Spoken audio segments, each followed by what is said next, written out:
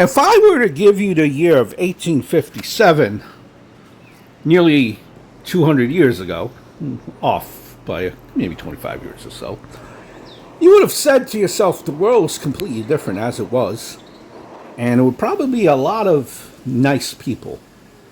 Now, some people were nice, but others were not. You'd be surprised. 31 Bond Street off of Broadway, Manhattan. This is how 31 Broad Street looked back then.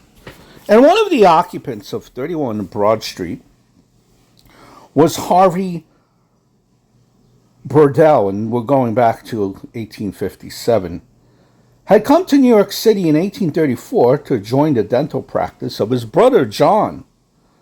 The two were highly successful, catering to members of New York's high society. Together, they even published a dental handbook entitled The Structure, Physiology, Anatomy, and Diseases of the Teeth in 2 parts. They worked together for 5 years. Then Harvey started his own practice.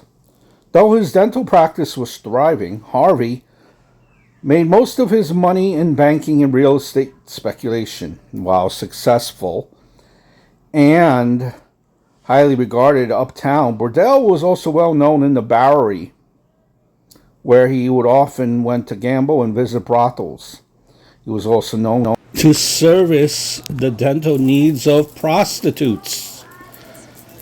No jokes, folks.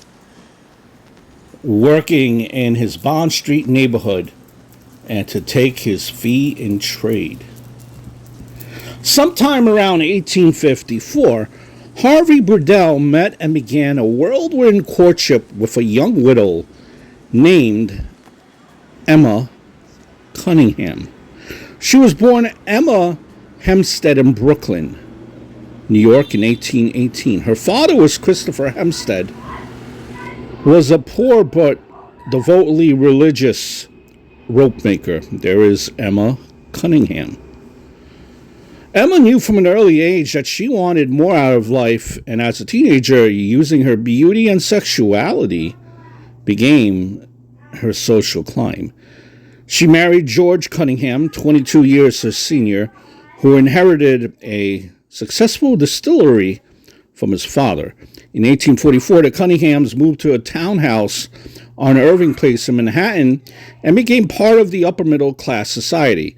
But George Cunningham was not the businessman that his father had been, and in 1846, a series of business reversals and foreclosure drove the Cunninghams back to Brooklyn, New York. Amid the growing poverty, George and Emma had 5 children. Out of desperation, George Cunningham joined the gold rush to California in 1849. He failed at this as well when he returned to Brooklyn, where he died in poverty in 1854. Emma, who is now a 33-year-old widow, inherited property and life insurance benefits worth $10,000. She knew the money would not last long or allow her to live the life that she desired. So Emma, still quite attractive, went looking for another husband. She had several suitors, but she set her sights on Dr. Harvey Burdell. The following August, she joined Burdell at the upstate resort of Saratoga Springs. That fall, Emma and Harvey were still together, and Emma determined that she was pregnant.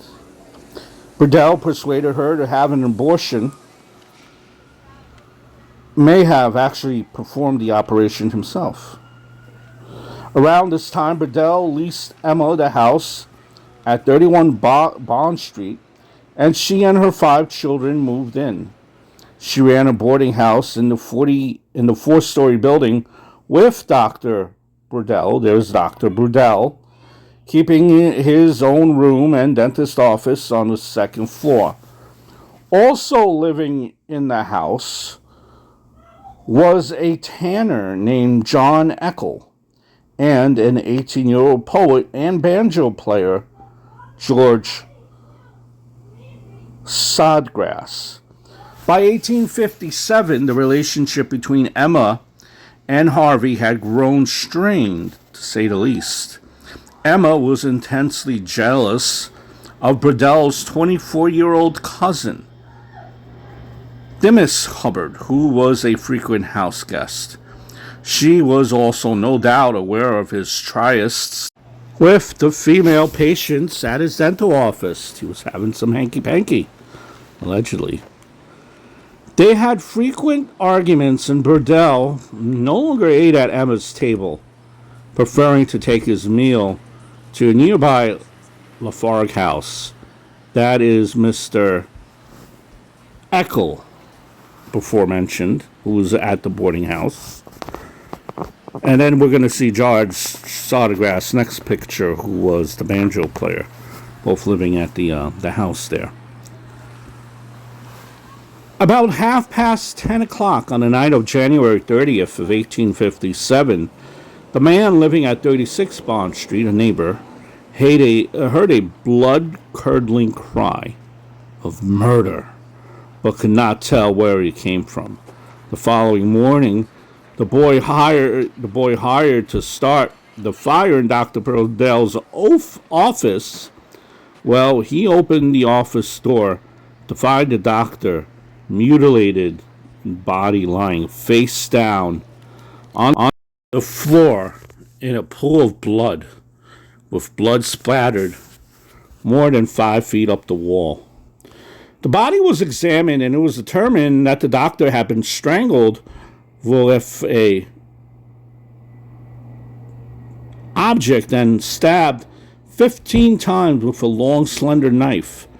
News of the murder, it traveled swiftly through the streets of New York, and throughout the day, a morbid curiosity crowd surrounded the Bond Street apartment. The coroner was called in, and an inquest that would last 2 weeks was begun in the house. The house was searched, and everyone living there was questioned, including some very observant maids. Quite a bit was learned about the character of the inhabitants of the Bond Street house. Emma Cunningham, well, she produced a marriage certificate proving that she was actually married to Harvey Burdell, though Burdell had requested that fact be kept secret. The search of George's Sodergrass' room turned up undergarments belonging to Helen Cunningham, Ellen's 15-year-old daughter. The maids testified to Burdell's affair with his cousin Dimas Hubbard and to Emma's anger over the matter. They also testified that Emma was sleeping with John Eckel. What a love triangle. Wow. Witnesses from outside the house included Burdell's former business partner, Avo Blasdale, who said Burdell had asked him to sleep at 31 Bond Street because he had feared violence from Emma, John Eckel, George Sodergrass, and Emma's oldest daughter, Augusta. Dimas Hubbard herself testified, claiming that her cousin had planned to end his deal with Emma Cunningham and replace her with another landlady. This was borne out by one of the maids who related this conversation to Emma Cunningham. The coroner also established that the knife wounds indicated that the stabber was left-handed. Now, Emma Cunningham was left-handed. Emma Cunningham and John Eckel were charged with murder. George Sodergrass, who you see pictured here again, was charged as an accessory. All three were taken to the Tombs prison. Emma Cunningham was not allowed to attend the funeral of her alleged husband, which attracted a crowd of over 8,000 people, but she was allowed to pay her last respects. She was taken to see his body before the coffin lid was screwed shut, and amid hysterical tears, That all that all the president believed authentic, she said. Oh, I wish to God you could speak and tell who done it. There was a trial, May 6th of 1857. Before the murder trial could begin, the issue of the authenticity of Emma Cunningham's marriage to Harvey Burdell was taken up. Since Burdell died without a will, the outcome would have a significant impact on the distribution of his rather sizable estate. Burdell's blood relatives had begun maneuvering, and the matter was still unresolved when the murder trial began. The murder trial drew enormous crowds, with every available inch of space in the courtroom occupied by spectators. There was an especially high percentage of well-dressed women in attendance. Compared to the inquest, the trial of Emma Cunningham was very short. And, well, it lasted only 3 days. Now, the prosecution's case, well, it was a rehash of the testimony presented at the inquest, telling the story now familiar to anyone who read the New York City newspapers because it was all over the place. They also did everything they could to kind of thoroughly tarnish the reputation of Emma Cunningham. The defense, well, attacked the circumstantial evidence and did a hatchet job on Harvey Burdell, specifically his alliance with Demis Hubbard, the kept mistress of her own blood cousin. Assuming the authenticity of Emma's marriage to Burdell, the defense asked why she would murder her husband with a steady and sizable income. They also positioned many others who wished Burdell dead. Though the judge did his best to suppress negative testimony on Burdell's reputation, the defense did their job well. The jury, well, they returned a verdict of not guilty. Eckel and Sodergrass, they were never tried. And as far as the aftermath in the matter of Emma's marriage to Harvey Burdell, Burdell's blood relatives, they had hired prominent attorney and future presidential candidate Samuel Tilden to represent their interests. But it was Emma herself and not Tilden's orderly that defeated her claim. While still in the Tombs, Emma claimed she was pregnant with Harvey Burdell's baby. This fact, if true, would increase her claim on his estate from approximately 1/3 to 100%. Emma, in fact, was not pregnant, though she continued this claim after she was acquitted and released. And there you see, we just came upon Bond Street. She did realize that for her plan to work, she would need an accomplice. She confined with Dr. Ewell, who agreed to help her and, when the time came, to supply her with a baby to present as Harvey Burdell's heir. Dr. Ewell, however, went straight to the district attorney. When the time came for Emma to give birth, Dr. Ewell told her he had procured the baby of a woman who had become pregnant after her husband went to California. She now planned to join him and needed to give up the baby. In fact, and here is Bond Street right there with that awning, that's the apartment where all this madness had gone through. So, in fact,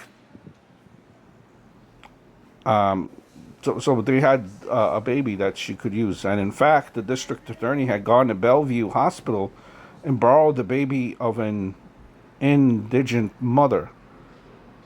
Emma, who was dressed as a Sister of Mercy, carried the baby from Dr. Ewell's office in a basket. The ruse was played out with Emma faking delivery by screaming behind a closed door.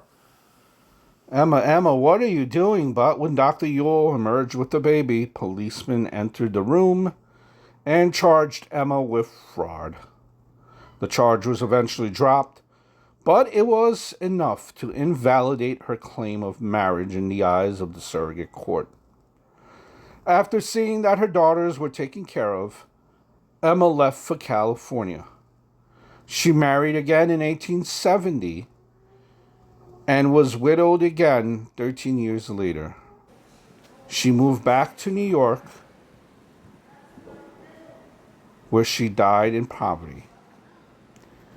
She is now buried in Greenwood Cemetery, which I've done many of cemetery visits, a few hundred yards from Harvey Boudel. Wow. Just one of these spicy stories from years and years ago that you would think would never happen, but it did. I hope all is well